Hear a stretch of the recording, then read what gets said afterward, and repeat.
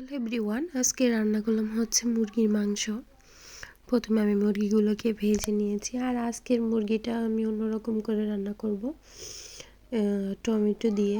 আপনারা কে কে টমেটো দিয়ে তারপরে হচ্ছে মাংস রান্না করেন কমেন্ট করে জানাবেন। আমার কাছে তো বেশ ভালো লাগে গরুর মাংস হোক বা মুরগির মাংস এভাবে টমেটো দিতে।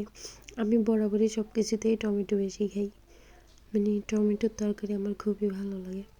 আর মাংসতে এভাবে টমেটো দিয়ে দেখবেন যে টেস্ট মনে হয় কি বেড়ে যায়।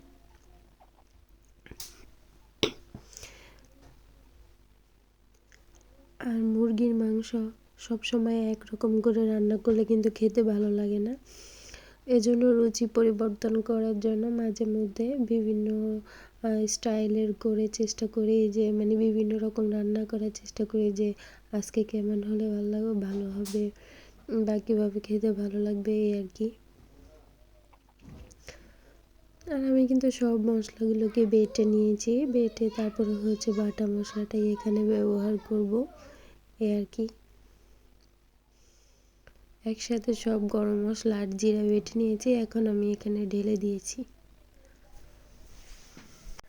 আর মুরগি রান্না করলে একটু ঝাল বেশি না দিলে ভালো লাগে না, কেননা এমনিতেই তো ব্রয়লার মুরগি, তার উপরে আবার যদি ঝাল না হয় তাহলে কিন্তু খেতে অত একটা ভালো লাগে না।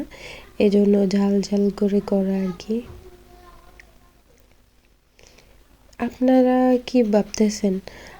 এই যে শীত চলে আসছে, আপনারা তো সবাই জানেন শীত এখন শেষ পর্যায়েও, কিন্তু কোনো মানে শীতের কোনো আভাসই পাচ্ছি না যে এখন শীতকাল চলতেছে। আমরা যেখানে থাকতেছি ওখানে মোটামুটি রোদও হচ্ছে, গরম, তারপরে হচ্ছে ঠান্ডা, সব মিলিয়ে আর কি থাকা। মানে আগে হতো না যে শীতে একবারে মানুষ ঠান্ডায় কনকন শীতে বাতাসে মানে একবারে চতুর্দিকে অন্ধকার হয়ে থাকতো কুয়াশায়, ওরকমটা না।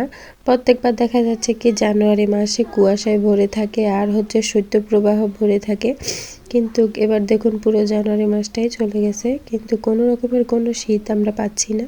হ্যাঁ, শীত পড়ছে একটু একটু, কিন্তু অতটা না যে একবারে আগে যে অনেক অবস্থা খারাপ হয়ে যেত শীত আসলে, ওরকমটা না, কিন্তু মোটামুটিভাবে পড়তেছে। আপনাদের কোন কোন জেলায় শীত বেশি পড়ে কমেন্ট করে জানিয়ে দিবেন। এখানে কিন্তু আমি আগে থেকে মুরগিগুলোকে ভেজে রেখেছিলাম, এখন আমি জাস্ট এখানে ঢেলে দিলাম এগুলো, মশলাটা ভালো করে কষিয়ে।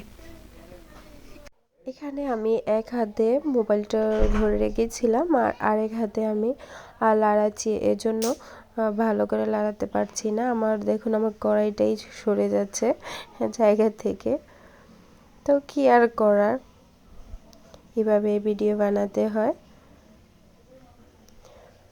তারপর এগুলো কষিয়ে আসলে আর কি আমি কিছু পরিমাণে পানি দিব, বেশি না, জাস্ট কড়াইটা ভরে, এটা ছোট কড়াই তো ওই হিসাব মতোই আমি এখানে পানি দিয়ে দিয়েছি। দেখুন কতটুকু পানি দিয়েছি, যেহেতু ব্রয়লার মুরগি এমনিতেই আর কি পানি বেশি লাগে না, আর আমি মুরগিটাকে তো ভেজেও নিয়েছিলাম, তাই আর কি আজকে ঝোল বেশি রাখবো না, মাখা মাখা ঝোল রাখবো। এক এক দিন আসলে এক এক রকমের খেতে মন চায়, তো এই যে আমি কিছুক্ষণ পর আবার ফিরে আসছি।